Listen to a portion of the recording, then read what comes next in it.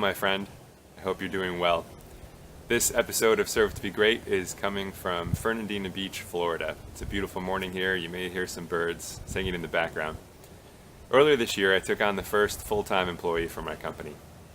Her name is Kathy. She's a wonderful human being. And Kathy was brought on board with the idea of helping to run the office. She's the office manager for the company. And also to help generate speaking engagements. So the pay structure that she was offered was a small base salary plus a very generous commission for any speaking engagements that she helped to generate. And when we looked at the numbers, based on these commissions, it looked like she could make a very nice annual income if she could just generate a few speaking engagements, maybe 1 or 2 a month. She would do very well. Well, after about 4.5, 5 months, we realized that it wasn't working out quite as well as we thought it would in terms of generating speaking engagements. It can be pretty challenging to generate a speaking engagement through a cold call or a cold email, direct outreach. And so we kind of realized that it would probably take a little bit of time for any of those to come through. It's much easier for a speaking engagement to come through when it's a referral from somebody that knows a planner, refers me to them. It's much easier to do that than to try to reach out cold. So about 5.5 months into working with me, Kathy just kind of mentioned offhand, that she was experiencing a little bit of stress because the base salary that she had was not quite enough to cover her monthly living expenses. Now this did not sit right with me. I was thinking, I can't have somebody working on my team that is experiencing financial stress because they can't meet their monthly living expenses based on the pay structure that we have. And it's not as though Kathy lives extravagantly. She lives very simply.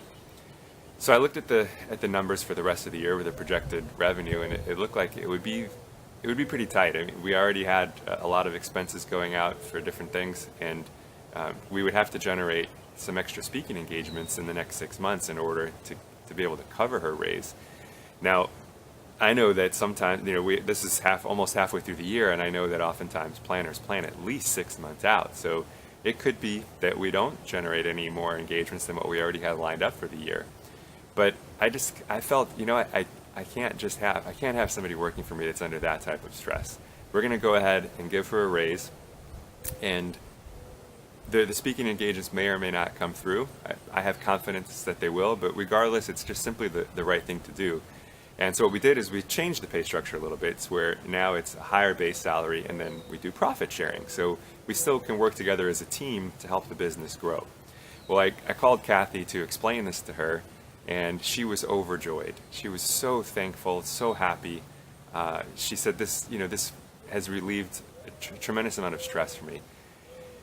Now here's where it gets very interesting.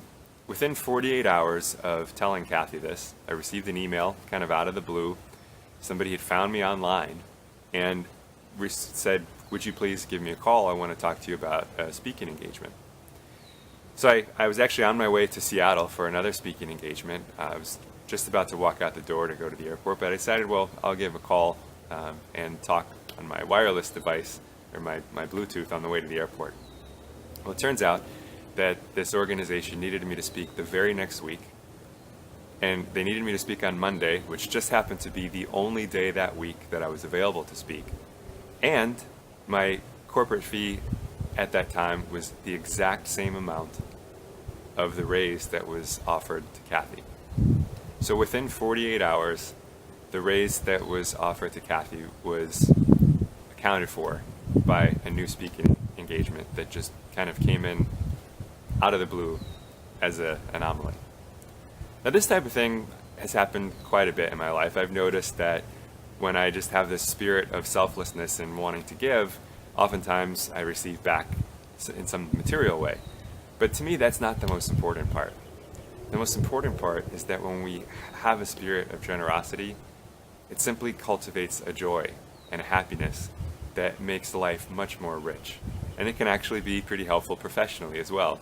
When we have a heart that's filled with joy, happiness, and the spirit of generosity, people want to be around us more. They want to help us more. So to me, it's an incredible win-win. One, when we're generous, we get the joy right in the moment, and then we may or may not see benefits materially, but I can almost guarantee that when we have that joy and we have that spirit of generosity, it will help us professionally as well. Well, bye for now. I look forward to seeing you next time.